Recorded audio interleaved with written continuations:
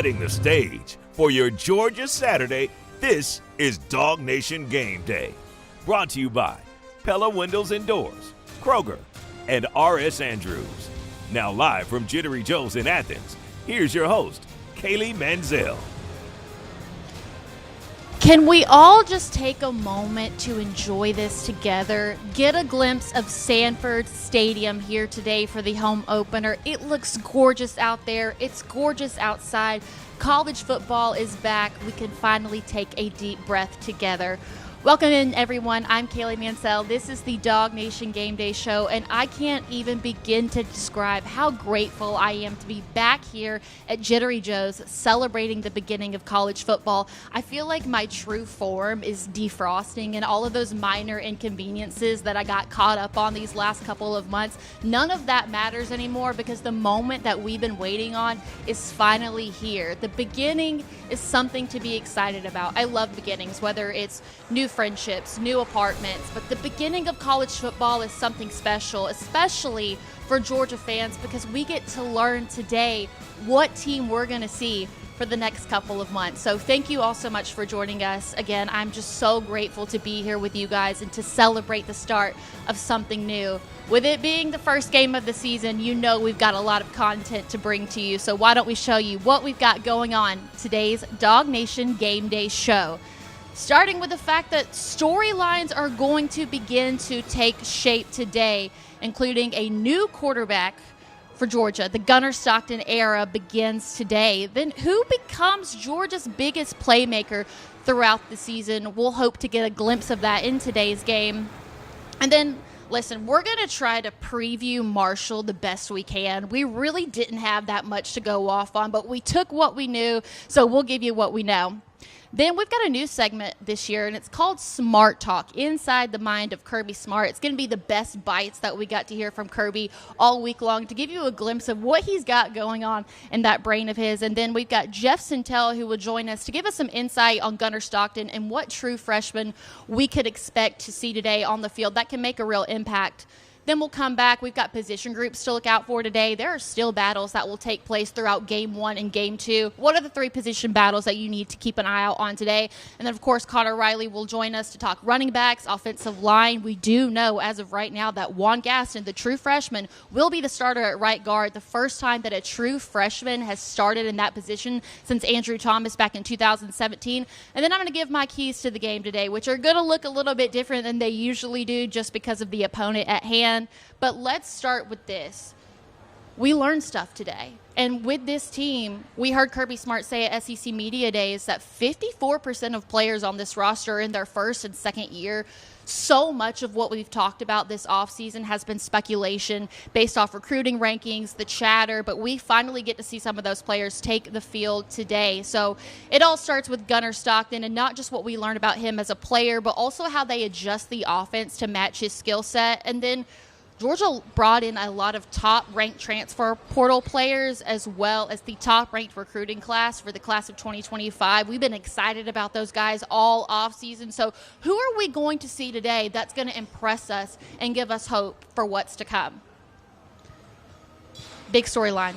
Gunner Stockton. It all starts with him. The next quarterback of the Kirby Smart era makes his first start at home today, but what's different about this transition, though, is the fact that we've already seen him start games, 2 very difficult games that any quarterback would have a tough time stepping into. But even though Georgia's season didn't end up how most would imagine, Gunner Stockton still managed to find his way into the hearts of Georgia fans with his humbleness, his passion for the game, his love for his teammates.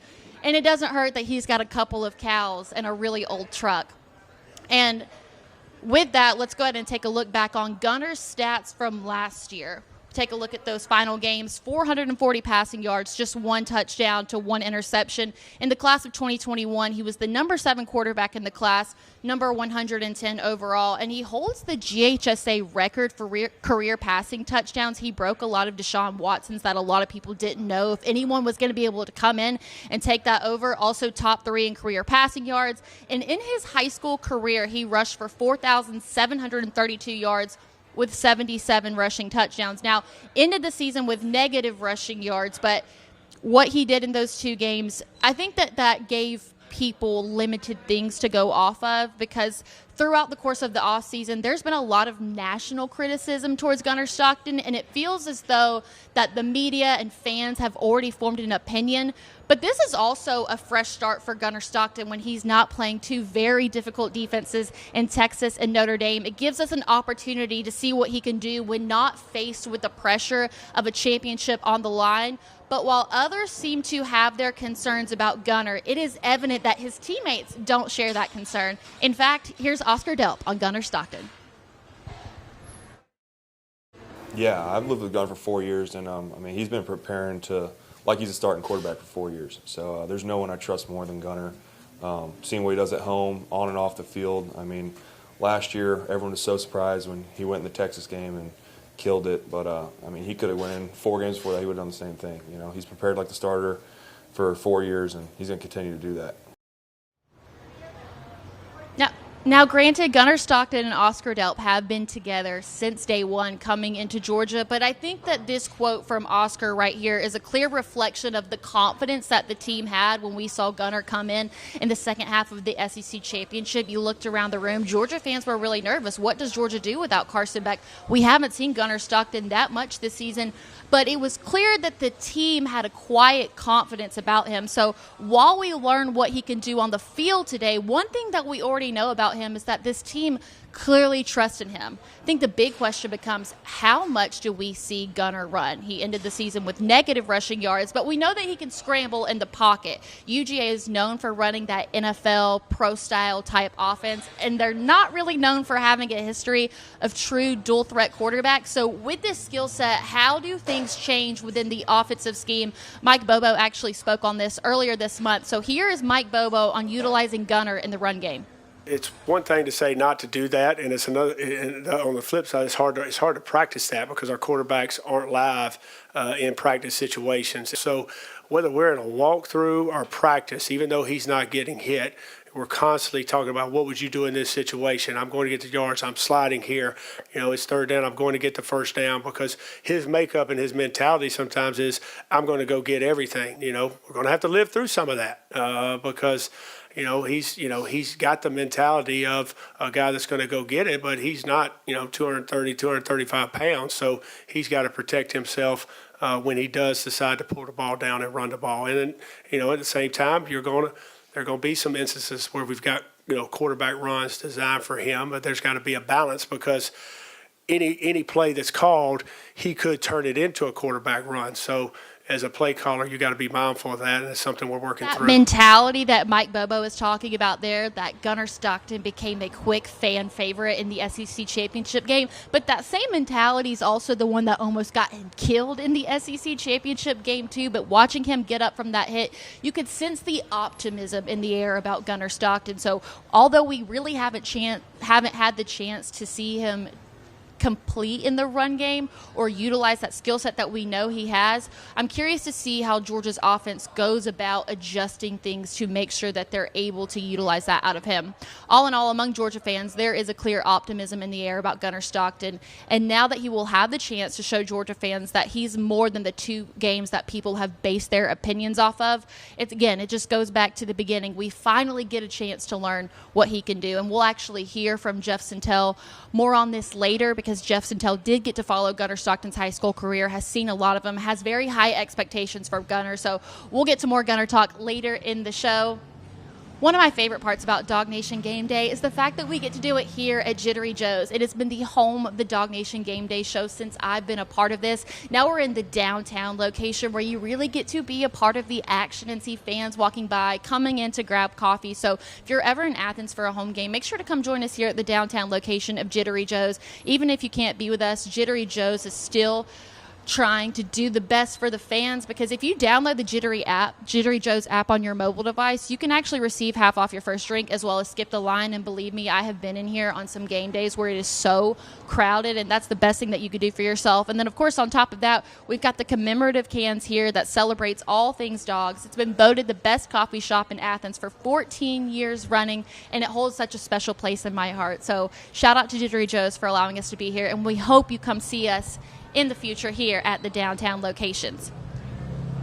Continuing on the topic of what are the things that we can learn from this team in a game going against an opponent like Marshall. I think one of the biggest changes going into this year is there isn't a clear star player that stands out among the rest. You've got no Carson Beck. You've got no Michael Williams. You've got no Malachi Starks. So who becomes the emerging playmaker? I sat down with Cody Chaffins earlier this week to discuss who could be that guy for the Dogs.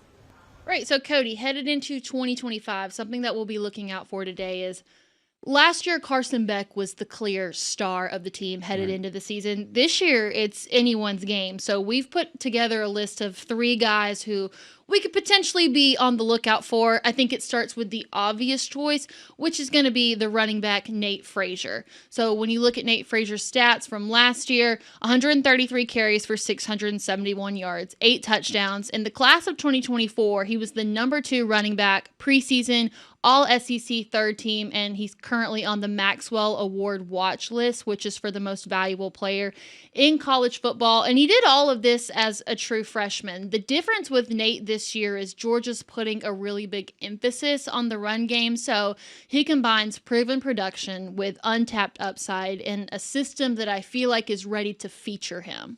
Yeah, and I think first off, when we just established, like, what do we say as a star, right? Because Georgia fans, especially Georgia fans who are going to watch this show, they know they're all stars to all of these people, right? Like anybody that starts for Georgia, they'll consider a star. But when you consider a star, to me, that's the guy who's going to appear on SportsCenter. That's the guy that the college football fan in general says, oh yeah, that guy at Georgia, so-and-so, right? And so Carson Beck was that guy, you're right, a year ago, because he was the Heisman contender coming into the season and everybody around the country knew his name. So if we're going to say which Georgia player could be the star, Nate Frazier has got to be right up there. Now, the first reason is because he's going to get the bulk of the carries this year. He's only going to improve. And what did they say this week? They said he's like lightning in a bottle. That was Jordan Hall's word to describe Nate Frazier. So that's exactly right. But I think the other part of this that creates a star, the guy who's going to be on SportsCenter, the guy who's going to be on the cover of a magazine somewhere, is you got to have some personality. And boy, Nate Frazier has all of that and then some. So his whole aura, the way he acts, the way he will score a touchdown and give you some Sony Michel jazz hands, or he'll do, different things like this where he's going to have a little razzle dazzle with it. That's what creates a star, because we've seen guys run the ball really well at Georgia, but were they stars? No, they weren't necessarily. You got to do something that really is an explosive highlight, and he's got that kind of home run hitting ability. So I think that's why I think he could be one of those guys who's considered a star by the end of the season. And in terms of the public familiarity, I think the next guy that we have on this list, even though some people could view it as a gamble, has more familiarity with the national media because he's a transfer. And that's Zachariah Branch, who was initially at USC, is now at Georgia, the former 5-star. While at USC in this past season, 47 receptions for 503 yards with just 1 touchdown. He was the number 1 wide receiver for the class of 2023, recognized as a preseason All-SEC first team on the special teams as a kickoff returner and a punt returner, and he's currently on the Jet Award watch list, which is the most valuable return specialist in college football. I think what could make Zachariah Branch the star by the end of the season is the fact that he can do so much for this Georgia team, not just from a wide receiver perspective, but also in the return area as well, because I don't feel like Georgia's had that exciting of a kickoff or return specialist in a couple of years. So the fact that Zachariah Branch can contribute points in many ways gives me hope that maybe he could be the star of this team. Yeah, it makes you think back to Isaiah McKenzie, who they called the human joystick when he was back returning kicks and punts. And those are the kind of things that we talked about that are going to draw national attention. You're going to get a viral clip by having a kick return for a touchdown or a long kick return. One of those moments everybody gets, did you see that? But the thing about Isaiah McKenzie, and he was a wide receiver, he's decent, but I feel like Zachariah Branch has so much more upside as a wide receiver as well. We see the G-Day catch right there that he made, just ripping the ball away from a man, got down inside the 5-yard line. So Zachariah Branch can do all of those things that are these wow plays. The most exciting play in football is a kick return or a punt return for a touchdown, but he can also get it done as a wide receiver. And here's the other part. Georgia wants to push him. Like Kirby Smart is a fan of Zachariah Branch. He wants he'll be doing press conferences, giving you sound bites as well. You also got to have some of that exposure. He's really good at that. Kirby likes his work ethic, and that means that he's going to be one of those players. They say, find a way to get him the ball, whether that is on an end around, jet sweep, or whatever it is. They want to find ways to get him involved because Kirby's a fan. That's another key ingredient if you're going to be a star. This idea of viral plays is why I feel like this last player made the list, and this one might come as a shock to some people. We're going to go Chris Cole, because think about that scoop and score last year that he had at UMass. That was a viral play, and even though he's a defensive player, he's one of the guys that could make those shiny, flashy plays that ESPN picks up. Last year, just 16 tackles, had 2 fumble recoveries, but he played in all 14 games for Georgia on the defense, which is an impressive feat in itself.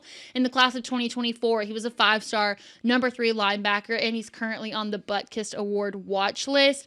Where we could see Chris Cole become the star is by forcing turnovers and having sacks, because this outside linebacker room, there's a little bit of question that comes around it. And I could see them using Chris Cole as a Jalen Walker type guy where he's on the inside and on the outside. Therefore, he could get the sacks. And I mean, we already know that he can recover fumbles. So he's going to be the guy I could see that would make flashy plays for this defense. And that was one of those things last year that created Jalen Walker to be a star. When Micah Parsons is tweeting about him, because everybody's watching the Texas game and he's all over the field making plays. Well, we've heard from guys, Justin Williams has talked about how much Chris Cole is really good at rushing the passer. So he's not just going to be that inside linebacker. And I think one of the other things is that folks just expect a Kirby Smart defense, although it's Glenn Schumann's defense, but a Kirby Smart defense to have some of those players. And I feel like when you looked at all those preseason magazines, right, the Athlons and the Lindy's and all these magazines, they weren't sure who it was. Mm-hmm. And this, the whole point of this whole conversation is, right, they don't know who the star is at Georgia. They want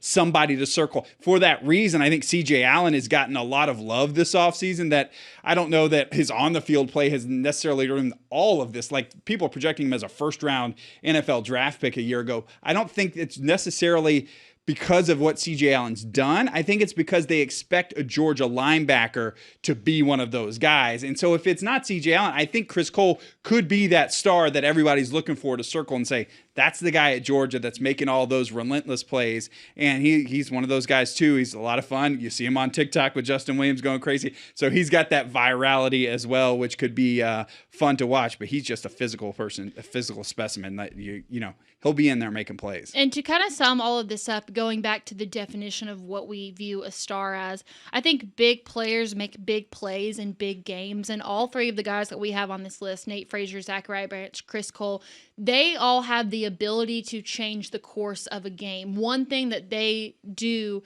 in a particular moment could affect whether it's a win or a loss or what that looks like. So I feel like to start out with, and this is something that we can follow up on all season long, these are the 3 guys to me that I think could make game-changing plays. And the thing about playing at Georgia, you look at the TV numbers from last year, Georgia's playing in, what is it, like 5 of the top 10 most watched college football games from last year. Georgia is going to be on Saturday nights at 7:30 with the nation watching. So every Georgia player really has a chance to be a star. Those are the guys, though, who we think under the lights against Alabama, under the lights against Texas, who are going to make that play that gets everybody, you know, on their phone, talking to each other, talking about, have you seen this guy? So that's why we see that. But I think any Georgia player could have that opportunity. Yeah. Gunnar Stockton, for all the doubts he's gotten this offseason, has plenty of opportunity to show everybody, here's what I really can do.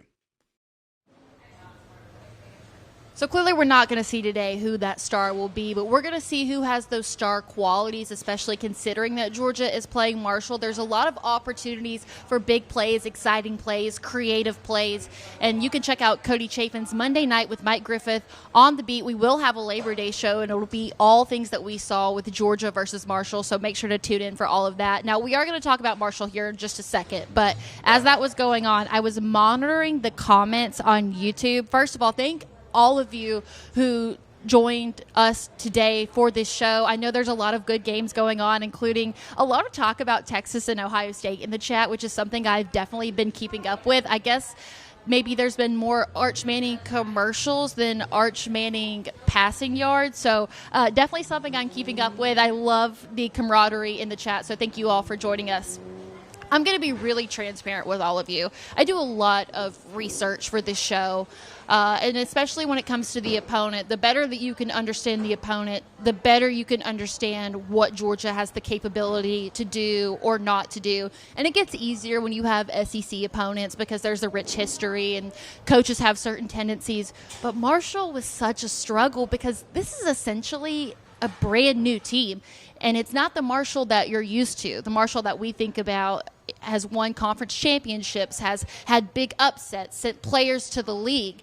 But this is not the same Marshall that you're used to. And it all starts with new head coach Tony Gibson, former defensive coordinator at NC State as well as West Virginia. He's a West Virginia native, and whenever he took the coaching job, one of the things the athletic director mentioned was that it was really important to have a guy who was from the state of West Virginia, who understood the culture there. It's his first head coaching job, but the highlights from his career as a defensive coordinator was being a Broyles Award nominee, which is awarded to the best assistant coach in college football. He didn't win the award, but he was nominated. And then in his time at NC State, he had 2 top 3 ACC passing defenses in his time there. But it doesn't just end with Tony Gibson. When you look at the players and the assistant coaches as well, it's a whole new thing.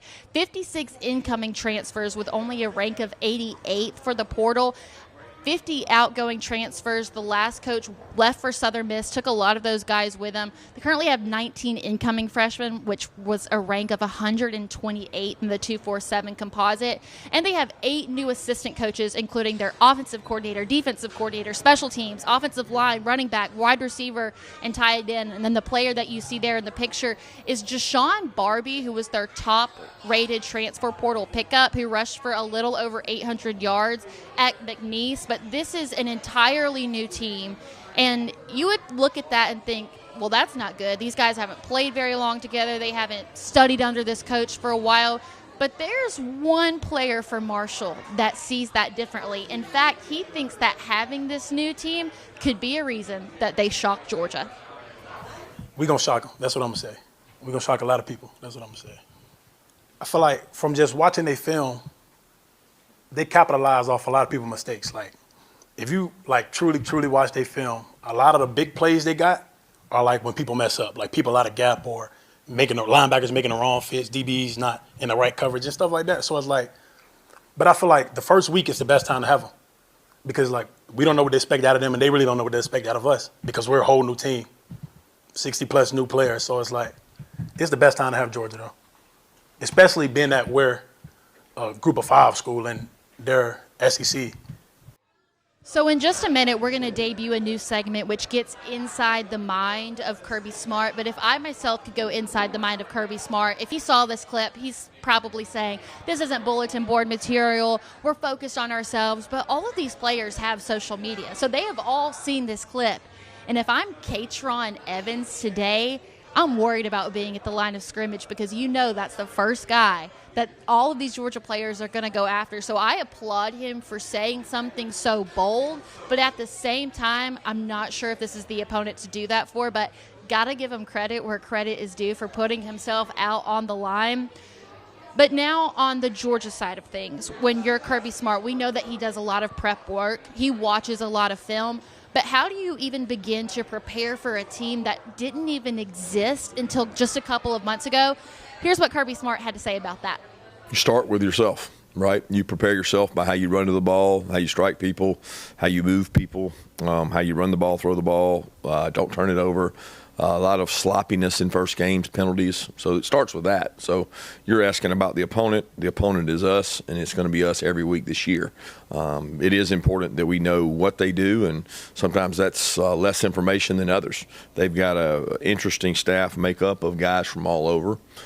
They got an interesting roster makeup of guys from all over, some of which they couldn't control because they had a lot of guys leave after the head coach left. So, we've got individuals from all over. I don't know that I've ever seen a roster that when we write on the depth chart transfer, it's 3-deep transfer, 4-deep transfer, 3-deep transfer, all these spots.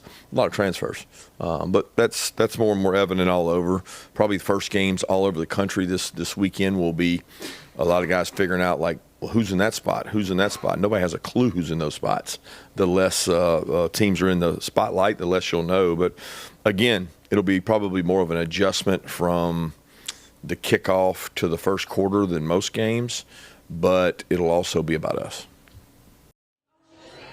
Isn't that classic Kirby? We got to worry about ourselves first. Obviously, there are some things that you can look into, like what did the offensive coordinator do in his role before? What did that offense look like? But one thing that he does understand, being a former defensive coordinator himself, is what it's like to be a former defensive coordinator, now head coach. So probably understands Tony Gibson on that level, but you got to give credit to whatever they look to help research some background for this team, because with 56 incoming, 50 outgoing, there's no telling what this team is going to do today. So we'll see what Marshall looks like out there on the field and how the Dogs defend it. All right, now it's time for our new segment, Smart Talk. The goal each week is to find the best pieces of sound from Kirby Smart that we think provide the best look inside the mind of a championship coach and his team. So let's kick it off. This is Smart Talk. This is a huge matchup. Everybody doubted us. Fire, passion, and energy. Yeah, what an idiot. Run the ball and play good defense. You have to pick your poison. And it's going to be physical. It's going to be tough. I don't know what I'm allowed to say and not say. The biggest challenge for this game is figuring out what good is. Is it covering the spread? Is it a big day for Gunner? Is it a shutout? Well, this is what the boss wants. We have some really lofty goals. You know, we go in and we say, okay, we got about 15, 20 goals up there that we look for, and if we hit those goals, then we usually played well. And if we don't, then we usually didn't. There's run goals involved in that, third down conversion rate, red zone rate, yards per completion rate, turnover rate, penalty rate. There's a lot that goes into that. So when I can't simply say just win the game. There's more to it than that. Now, one of the big storylines for this camp is the big freshman guard, the former 5-star offensive tackle Juan Gaston, or as Jordan Hall describes him, Huge. Gaston could very well play a lot today, but is it a good thing or a bad thing that a freshman could start? You know, it's like the glass of water. Is it half full, half empty? It's just a half glass of water. It's not half empty or half full. I don't look at it and say the freshman's there. Is that disappointing? Is that promising? I look at it as it is what it is. Who's the best player that gives us the best chance to win, that can go in and be the most effective? Gaston's upside is as big as he is.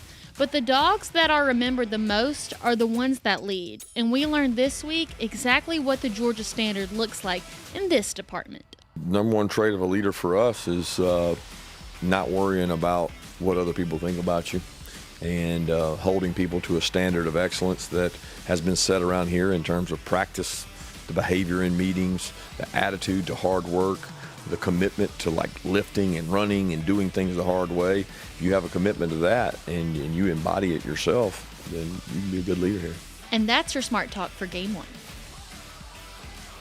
There's one quote in particular I want to focus on because it came from this past Monday's press conference. I was not there, but I was watching it back in the studio live with our producer, Jay Black.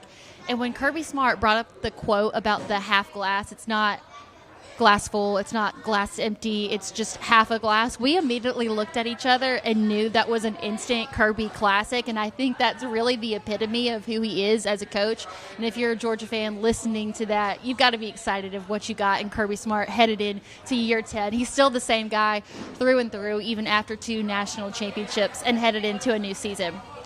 I told you guys we would circle back around to Gunner Stockton talk, and the one person on our DawgNation team who has seen Gunner Stockton more than anyone is our very own recruiting insider, Jeff Sentell. So I sat down with him earlier this week to learn what he knows about Gunner, what the expectation is, and what true freshman can make a real impact in today's game.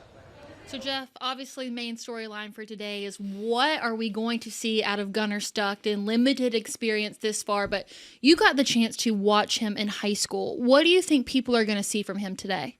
I think you're going to see a baseline of what Gunner will actually be. What it's going to be is obviously take care of the football, protect possessions. You know, Kirby Smart loves a game manager, especially in his first-year quarterback. But the one thing you're going to see about Gunner historically is he's going to take his shots downfield. And I think the one thing Georgia has done is they have armed him up for a kind of gun show type performance. What I mean by that is I think Gunner's senior year, he had a big wide receiver. He threw the ball deep to him all the time. maybe that receiver came away with like 24, 25 touchdown catches. So what this means that on Saturdays, obviously it's much tougher in the SEC, but you're going to see Gunner throw the ball deep. 50-50 shots to Colby Young, 50-50 shots to Noah Thomas, C.J. Wiley. Those 50-50 shots, especially against Marshall, are going to seem like 80-20 shots for Georgia and Gunner. Like lots of coaches throughout the years, they don't get mad when you try to make a big play throwing the ball downfield because you're giving your guy a chance to win and you're giving a guy a chance to make a play. So I think Gunner and the other baseline for Gunner the whole year is going to be, I know DawgNation is going to be saying this all year. They're going to be saying, get on the ground, Gunner. Get on the ground. You don't need to have a Texas Chainsaw Massacre remake of that play in the SEC championship game, which obviously everybody has a lot of respect for Gunner for the way he held on to the ball. But they want to see Gunner go through the whole season, and they want to see him pick his spots about how much he uses his legs. This next question doesn't necessarily apply just to game one, but maybe more so down the line as a whole. What do you think is going to surprise people the most about Gunner? I think people are going to be, he's got this reputation as being the guy that's going to roll off and run the ball, but I think Gunner's going to work pretty well out of the pocket. And when you see him on schedule, I think he's going to look like an accomplished SEC quarterback. One of the things to remember here is Notre Dame game last year, not the same amount of weapons, 20 out of 34, 240 yards.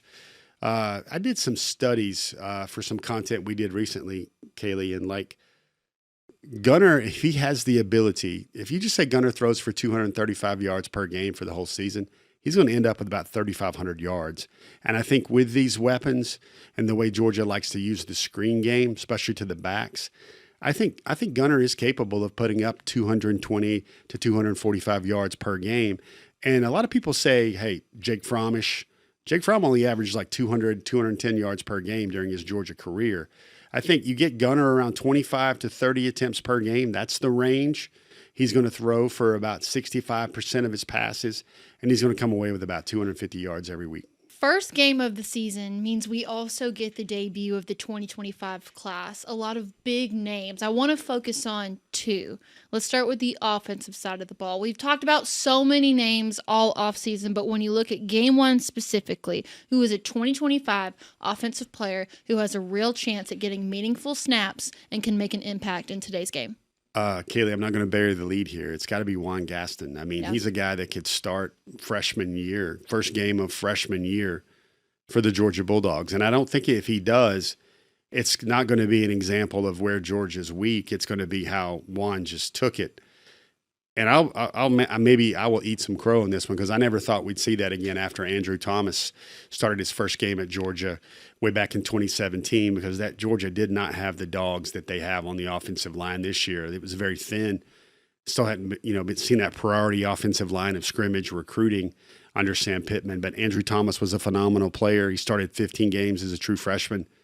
Juan Gaston, if he starts game one as a true freshman, that is a heck of a feat for a young man. And, hey, he might just start them all if he starts game one. I extend the same question to you, but the defensive side of the ball. One 2025 defensive guy who could see real quality playing time today. I think it's Rayshon Dinkins. I mean, and this is going to look like a whoa moment for DawgNation because he didn't even show up in Athens until about late May, early June. He was not a mid-year enrollee in January, but if you saw him play high school football, you knew that this guy was different. He was very well coached. I have the utmost respect for his coordinators and his coaches at Warner Robins, and they told me, like, this is a cerebral dude.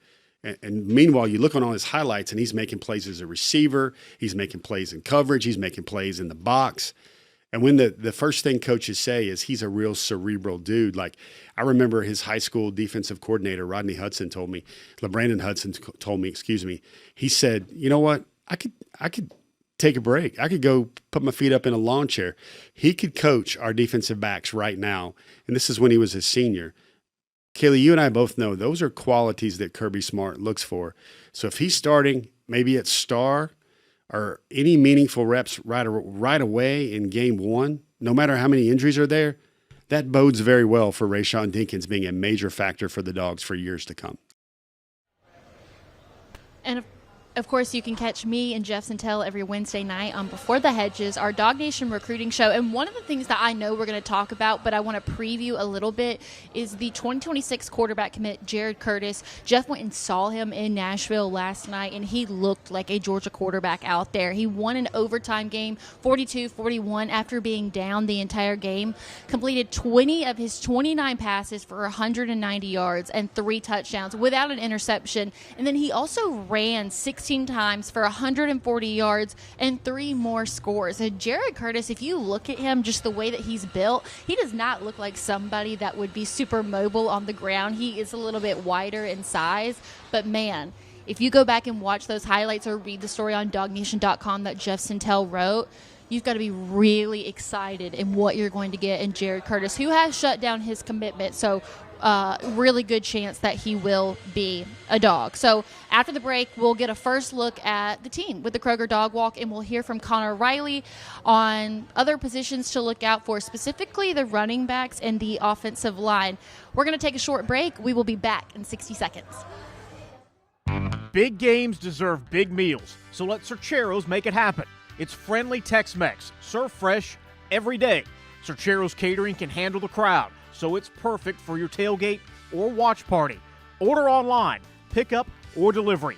Cercheros is Georgia grown with over 30 locations throughout the state, bringing you fresh Mex, bowls, burritos, tacos, and more, with over 25 fresh toppings, customizable, just the way you like it. So find a location near you at Cercheros.com. That's Cercheros.com. Summer is over and now you're back into the routine, and you're not going to relax again until maybe Christmas, right? Wrong, because you can bring relaxation home at Georgia Spa Company's huge Labor Day sale. We've got manufacturer rebates to clear summer inventory that'll save you thousands on hot tubs, cold plunges, saunas, and swim spas. Unfortunately, the manufacturers are not going to allow us to offer these savings for very long, so the Labor Day sale ends Monday, September 1st. Come on into the Labor Day sale at Georgia Spa Company. 7 locations around Georgia. Visit GeorgiaSpaCompany.com. Nothing makes a house feel more like a home than quality windows. So trust the professionals at Pella Window and Door of Georgia.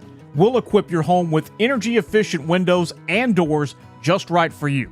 Schedule your free in-home, no-pressure consultation. Get product samples, installation options, and a free quote. Log on to PellaGA.com and visit our new Experience Center in Duluth. Tell them Brandon Adams sent you. Pella Window and Door of Georgia. Viewed to be the best. This is DawgNation Game Day, brought to you by Pella Windows and Doors, Kroger, R.S. Andrews, and Jittery Joe's Coffee.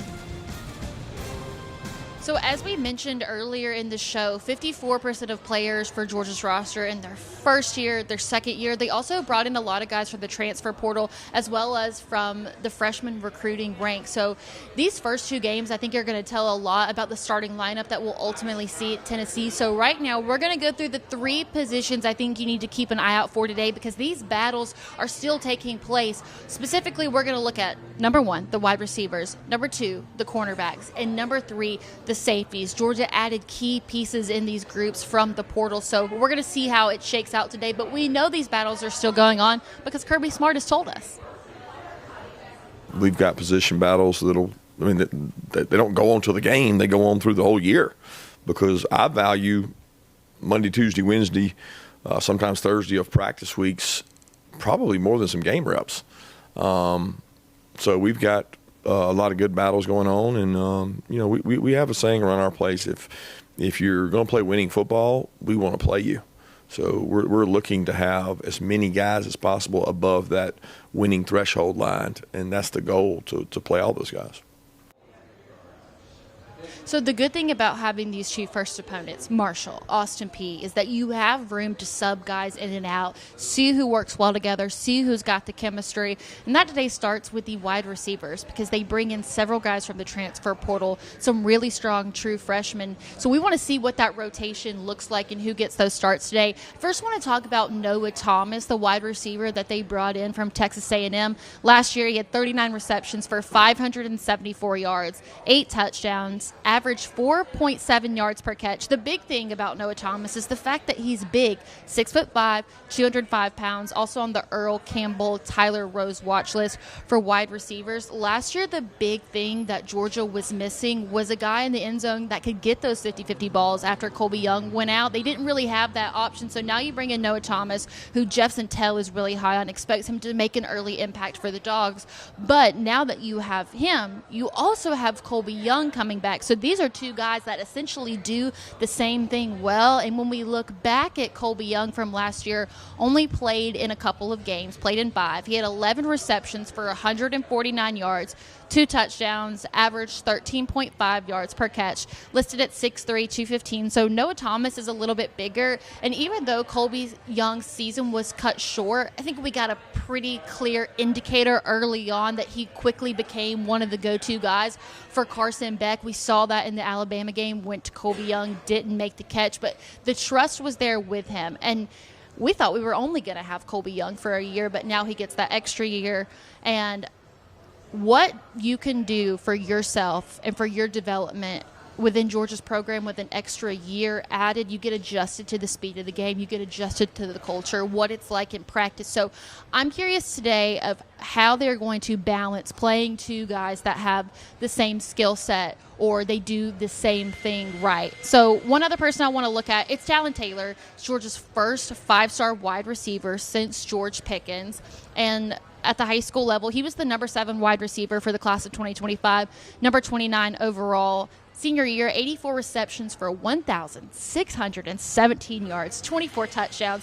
This is where Talon Taylor really shines, is the yards per catch, 19.3. Where he really excelled was also the yards after catch, 6 foot, 190 pounds. This is the freshman wide receiver that Georgia fans have been waiting on, because after last year, we saw Cam Coleman, we saw Ryan Williams, we saw Jeremiah Smith, and Georgia fans were getting frustrated with, where's our true freshman superstar? That's a wide receiver. Georgia finally willing to spend the big bucks on a player like that. Now, the thing with Talon Taylor that I'm not sure we're going to find out today is how quickly he's adjusted to the physicality of playing on an SEC team. Came from the Northeast, really small school up there, so we know it's an adjustment for anybody to come into the Georgia program and adjust right away, but for Talon Taylor, probably a little bit more difficult. However, they're not going to let him sit on the sidelines. They'll find a way to get him involved early, whether that's on the special teams or even creating some special plays for him as well. And we got the chance to talk to Jake Fromm just a few weeks ago, and he weighed in on the battles going on at wide receiver and the excitement around this group. Here's Jake Fromm on the wide receivers. Well, what I love about is the competition that you're going to get between, kind of the big body guys and the joystick slot guys, right? You got Noah Thomas and Colby Young duking it out, as an X and a Z receiver, and then you have Dylan Bell and Zachariah Branch kind of duking it out in the slot and being a key piece you can move around. The big body guys are huge. You got to have them. Got to have that trust guy that you can have, in the red zone, third down. Just brings an array of options to an offensive play caller. And I don't know, you kind of forget about London Humphreys a little bit. Yes. He was kind of big on third down for us last year. And, him being where he's at with these other 4 names that we've mentioned, right? He's going to get a very favorable matchup on third down and man coverage. Going to get the 3rd, 4th, 5th corner. It's going to get a favorable matchup maybe on a safety. So I don't know, man. There's plenty of guys to be able to throw the ball to, and it's going to kind of come down to Gunner and his comfort level and what is accomplished throughout this very important training camp. So the good thing is that now that we know that Georgia has options, it felt like last year towards the end of the season we were looking for Arian Smith or Dom Levitt, but this year the options are endless with this group. And there's another person that Jake brought up in saying all of this that we didn't mention today, but I want to talk about for just a second, and that's London Humphreys, who was a transfer from Vanderbilt. We know that he's quick, and I don't think that London Humphreys by any means is going to be the leading pass catcher on this team. but I think that London Humphreys has the opportunity to make some crucial third down catches or change the course of the game. I don't think that Kirby Smart would have brought him in if he didn't see something in him. There's also a good chance that we see London Humphreys on the special teams today. We know that Georgia is replacing both of its gunners from last season, and Kirby did mention that London Humphreys was one of the guys that were in contention for that position. So all this to say, keep an eye on those wide receivers today. See what the rotation looks like, but just be glad that there's also a ton of options for Gunner Stockton to throw the ball to, which is just a massive step forward from last year. All right, next group we're going to look at is the cornerbacks, and it starts with Daniel Harris. Daylen Everett excluded from the conversation. We know that the position is a lock, so it's really what's going to happen on the other side of the field. Daniel Harris last year played in 11 games, 22 tackles, 3 pass deflections, and he also had that interception on G-Day. Now, when Julian Humphrey goes out last year, Daniel Harris is the one to take his place in those final games. He was the one at that point in time that was the most game ready. And headed into the season, we assumed that Daniel Harris would be the starter because that's what we saw on G-Day. And out of the rest of this room, apart from Daylen, he is the one that has the most experience. But wait. There could be somebody else coming in to take that spot, and it's a guy that Georgia fans begged to see last year, and that's Ellis Robinson, who was the highest-rated signee of the 2024 class, number 1 cornerback, number 2 overall player, only played in 4 games in 2024, did play a role in the special teams. I wanted to make sure to include this because this was one of the big things about Ellis and the reason for his ranking. He has a wingspan of 79 inches, which is just a few short of what you typically see with offensive tackles. We know that Ellis has the speed, but the issue is could he be big enough to go up against SEC wide receivers, which is why I don't think we got to saw him play last year. But from fall camp, we know in one of the scrimmages that Ellis Robinson had an interception that was leaked to the public, and now the conversation begins. Who makes the start? Is it Daniel Harris? Is it Ellis Robinson? Do we see both? But when Ellis Robinson steps out onto the field today, I know Georgia fans are going to do a lot of cheering because they wanted to see him last year, but you had to give him some time to get ready for this role. But there's also somebody else that I don't want you to forget about because there has been so much discussion about Daniel Harris and Ellis Robinson, but there's also another special guy in that cornerback room, and that's DeMello Jones, who, although his ranking isn't as high as Ellis's was, he was ranked as a safety in high school, number 6, still a top 100 player. He played in 6 games in 2024, which is more than Ellis. And I thought it was important to note that in high school, he also played quarterback, running back, and wide receiver. So when it comes to playing that cornerback position as someone who has played in all of those roles, you know that his tracking skills are really good. He knows what tendencies players are going to have. So really high football IQ. I think we'll see him get into the rotation really early. So that's just another position battle to keep your eye on because we're not sure who's going to end up starting at Tennessee in that cornerback role apart from Daylen Everett. Last position group I want to take a look at is going to be the safeties, and Georgia addressed this position group in the offseason by bringing in 3 transfers. The loss of Malachi Starks, Dan Jackson. You've got KJ Bolden on one side. We know that's going to be a lock for sure, but the other one I believe is still up for grabs. We're going to assume today that the first starter is going to be Ja'Cory Thomas because he does have the most time here in the Georgia program and has played with the guys like Dan Jackson, Malachi Starks, KJ Bolden. He appeared in all 14 games, started in 3, only 7 tackles on the year, and 2 pass deflections. Now, he didn't play in all 14 games as a safety. Some of those were on the special teams, but in terms of this entire group, he is the one that has the most Georgia experience. We know Kirby likes to rely on that, so we're going to see a lot of Ja'Cory Thomas out there. What we're not sure about is which safeties are going to be the ones that make the leap that came in from the transfer portal. I want to talk about Adrian Maddox because I feel like some people wrote him off considering the fact that he came from UAB, but even coming from a school like that, the stats still really impressive.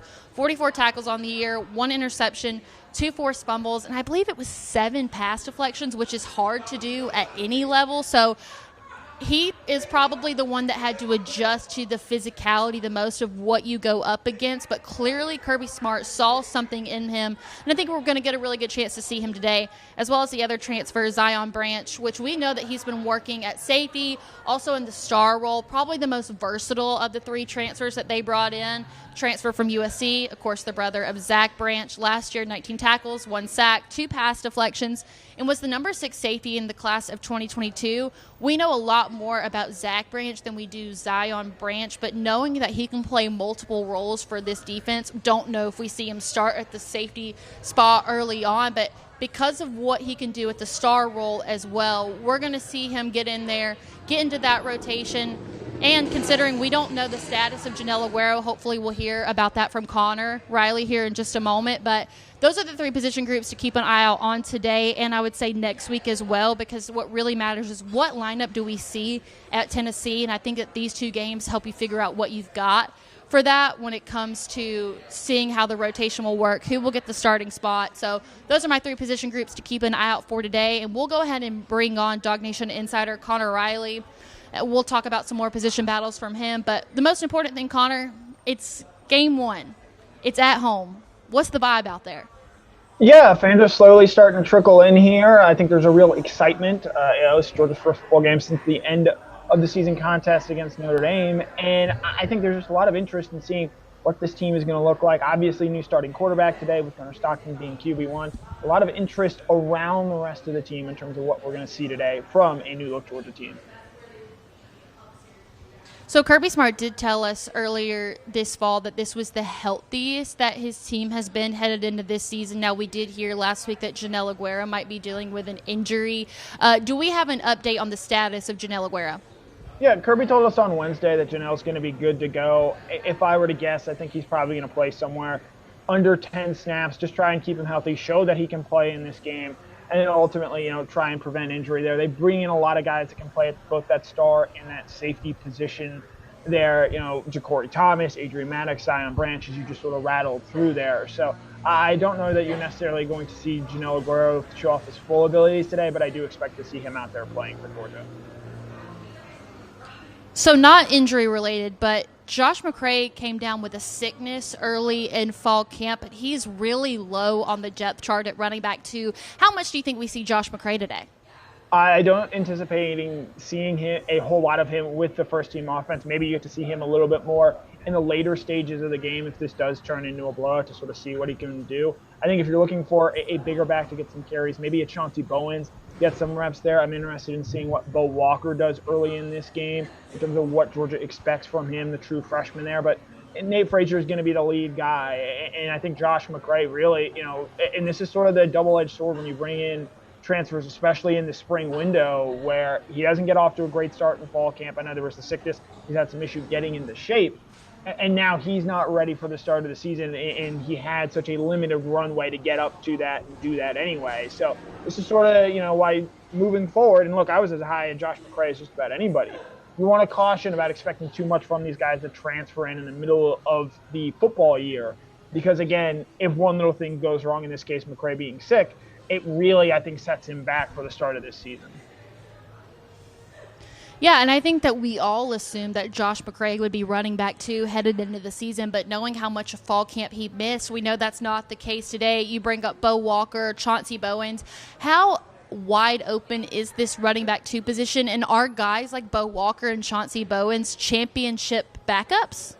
I don't think we know the answer to that yet. I mean, Bo Walker hasn't played a snap of college football, and so we'll see what he ultimately ends up looking like there. Chauncey Bowens, someone who's scrimmaged well but doesn't necessarily always practice the best, and we know at Georgia that's a key for getting onto the field. So I think to start the year and to go through these first couple games, Georgia's going to try and find someone who can help supplement Nate Frazier. Now, if they love Cash Jones and what he brings to the table and how he's going to be able to help on third downs and obvious passing situations, I think Peanut Phillips is going to be doing something similar there. But in terms of guys who just can get you 3, 4, 5 yards a carry, other than Nate Frazier, I don't know that Georgia has a proven entity at this point in time that it can rely on in there, and I think they're going to use these first 2 games to figure that out. So now I want to talk about the offensive line, because at this point in time, we do know that Juan Gaston will be the starter at right guard today.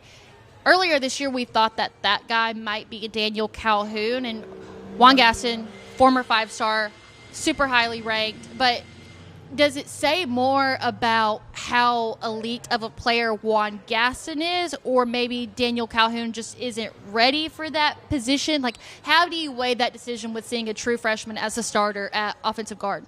I put this in the camp of this is Juan Gaston being an excellent player. And this is a guy from the moment he got on campus, I think turned heads. And you're wondering, okay, maybe he can help you out at right tackle, provide better offensive line depth. I don't know if there's a player on this team that had a more impressive fall camp than what we saw from Juan Gaston. And so the fact that he is starting today, or expected to start, the first true freshman to do so on Georgia's offensive line since Andrew Thomas in 2017, I think shows that this guy has an incredibly high ceiling, mind you, but also someone that's able to contribute and play winning football right now. And so that Kirby trusts him to do that, but they're going to continue to rotate on the offensive line. That's expected. But I think that Juan Gaston is going to be your starter today. I think speaks volumes about the camp that he had and ultimately what Georgia hopes he can turn into over the course of this season as he gets more and more game reps. All right, Connor, any final takeaways for today's game? Yeah, I'm just really interested in seeing how Georgia starts this game. Look, there's been a lot of talk about obviously starting fast, I think, on both the offensive and defensive sides of the ball. And you want to see Georgia go out there and tackle well. You want to see them go out there and run the football well and really take care of business in a way. You know, even looking at that UMass game last year, they didn't do that. And I think that was really indicative of some of the issues that undermined that team and prevented that team from winning a national championship. You're not going to learn a ton, quite frankly, from this Georgia team today. But if they can come out, buttoned up, and do the things that they want to and hit some of their goals, I think that's about as encouraging of a start as you can hope for the 2025 season. All right, Connor, thanks so much for joining us. Thanks, Kaylee.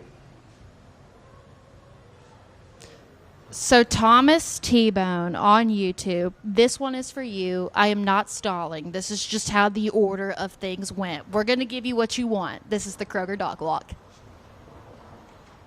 Hello, Dawg Nation. Welcome into Kroger's coverage of the Dawg Walk. We're live here on the field, west end zone of Sanford Stadium. The Georgia Bulldogs are making their way in right now. We'll get a chance to see them as they move in. You see tight end Oscar Delp on his way in. The Georgia Bulldogs starting to walk through. Here comes Monroe Freeling. You're going to get a chance to see Cash Jones coming by. There's Jordan Hall, Georgia defensive lineman. Always enjoy the fashion choices here. How about the fact that for the first time in a while, we're going to see a double-breasted suit. You love to see that. Todd Robinson, freshman from Valdosta, getting ready to be a part of this Georgia roster for the very first time. Georgia and Marshall. KJ Bolden coming in right there. Georgia staffers walking through here. See Juan Gaston, by the way, walking in here. Players still filing in.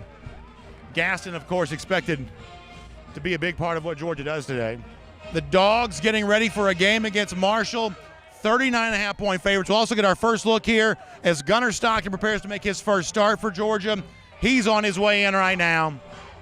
Stockton very traditionally attired. Classic look from him. Drew Bobo coming by here right now. Offensive line coach Stacy Searles. Todd Hartley, the Georgia wide receivers coach. Obviously big expectation for these wide receivers this year. Off to my left, you're going to see Kirby Smart walking the rope line, saying hello to a lot of the Georgia fans who've gathered here. Smart always so kind during these home games. Oftentimes for an away game, you'll see a very different look from him. It'll be stone cold game face. This much different. This is smiles. This is happiness. This is almost like a politician greeting his would-be voters. That's the look from Kirby Smart. As Georgia makes its way through here, our first Dawg Walk of the year, offensive coordinator Mike Bobo also going to give some high fives here. There's Michael Uwini coming through here. Chris Cole comes by. Michael Weenie, I should say. Let's make sure we give him proper pronunciation. Georgia getting ready for Marshall. The first Dawg Walk of the 2025 season, of course. All of this brought today by our friends at Kroger. As you're getting stocked up and ready for your game day watching needs, Kroger's got you covered on all of that. You got folks coming over for the Labor Day weekend to watch football all weekend long. Get stocked up on everything you need there at Kroger. Jai Jackson coming through. Elijah Griffin now coming through, freshman defensive lineman. We expect to be in the mix for Georgia here today. So check out Kroger for everything you need for all your game day watching needs. Don't forget, after the game, we'll also see you live at the UGA bookstore for our Dawg Nation post-game show. And with that, now that our Kroger Dawg Walk coverage wraps up, we'll send it back to Kaylee Mansell as a part of Dawg Nation's Game Day pregame show. I think one of my favorite comments that I've seen from today comes from Taylor Russell on YouTube, who said Gunner looking like a father of four. I have never seen anything more accurate in my entire life. I also made this observation at SEC Media Days. You can definitely tell that the hairline is starting to recede a little bit, but man, still excited to see what he does today in this game against Marshall. So, Dawgs versus Marshall. It's not an SEC opponent. They're going to walk away with the win regardless. But my Kaylee's keys for today are still going to tell you what I think Georgia can do to be successful beyond just the final score of the game.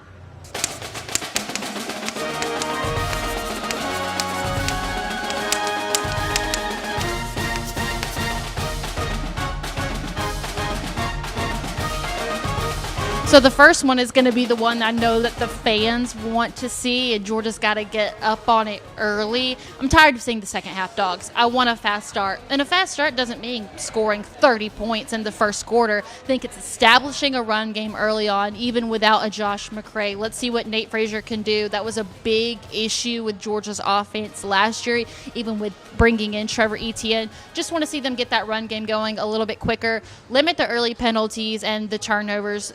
This is Georgia football. You don't have the same excuse as high school players of the nerve. So let's avoid all of that, keep the offense flowing, and then it goes back to avoid the 3 and outs. And then I want to see some explosive plays. I don't think that we really got to see that, especially in the run game last year. Against an opponent like Marshall, you can be aggressive early on. I don't want the Dogs to play it safe. Take some shots. Give Gunner some confidence. Let's see how he connects with the new wide receivers that Georgia has brought in for him. So I would like to see Gunner take some shots early on just to get a little bit of juice in this offense and to see the confidence build within the players on the team.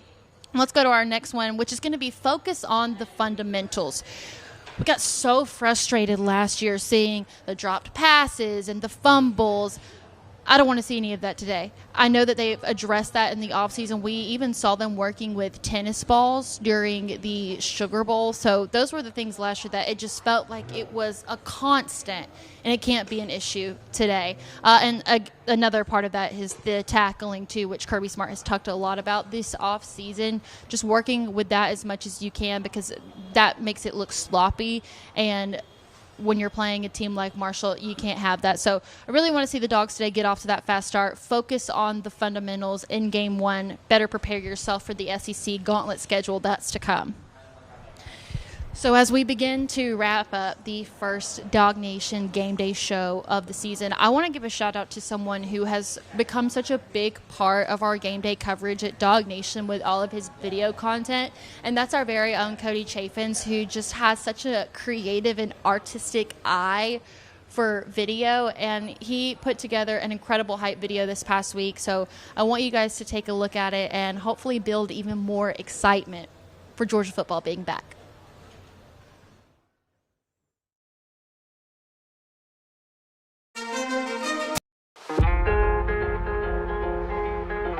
The special brand of college football fandom. The way we express our love for college football. That returns on Saturday. You go out there in front of Stanford Stadium, in front of 90-something thousand. It's probably one of the best feelings ever. The unique pageantry, the unbridled passion, and it means something.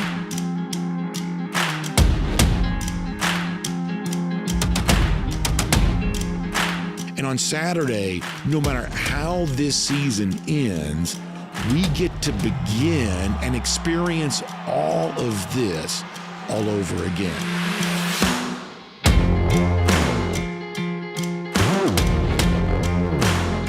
And I hope that you are just as ready for it as I am. There's something about what Brandon said about being able to learn together. I wish I could tell you how this season's going to go. I wish I had a crystal ball so I could, number one, make all my picks right and have that against my coworkers. But I wish I could do it for you guys, and I can't do that. With this team, I've said it some in the offseason, but there is just a lot of speculation. We don't know what's going to happen. Now, with Kirby Smart as your coach, you can always assume that Georgia's going to have a chance at a championship. But I think we should all just be grateful that we even have the opportunity to be able to learn and experience this team together for the first time. And it all starts with today. Even though Georgia isn't playing a Clemson or Oregon in game 1, we're going to get to have some fun watching these guys get creative out there, seeing guys that are either transfers or true freshmen score their first touchdowns in Sanford Stadium. That's something to be excited about. And the fact that we're even here together, this is something that brings all of us together, even if we've never met each other face to face or we've never spoken. We all have this common bond and common love of college football and the Dogs, and that's what makes the game so special, is its ability to bring people together that otherwise would have never had anything in common, would have never met, and it allows us to connect. So I really loved what Brandon had to say there about we don't know what the future holds, but we do know that we're going to have a good time watching it go down. And yes, there's going to be times when you're yelling at the TV or yelling about a play call with Mike Bobo, and there may be some losses in there. But with Kirby Smart at the head of this team, with Gunner Stockton in the new era as the starting quarterback, all the pieces that they've brought in, I'm just excited to watch it all go down. Thank you so much for joining us here at DawgNation Game Day. Kickoff is coming up shortly for Georgia's first game, so I will let you guys go, and I will see you right back here next week for the DawgNation Game Day show when the Dogs take on Austin Peay.